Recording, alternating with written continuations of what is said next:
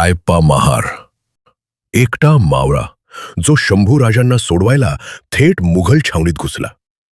संगमेश्वरात फितुरी झाली आणि शंभूराजे औरंगजेबाच्या कैदेत सापडले. बहादूरगडावर राजांवर अमानुष अत्याचार सुरू होते.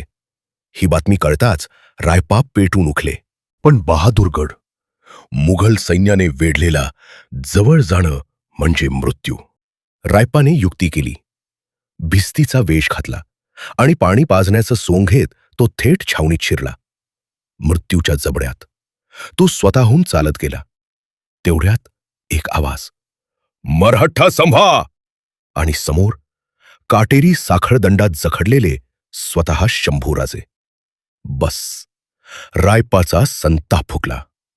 एकटा मावळा, उघरी तलवार आणि समोर लाखोंची फौज.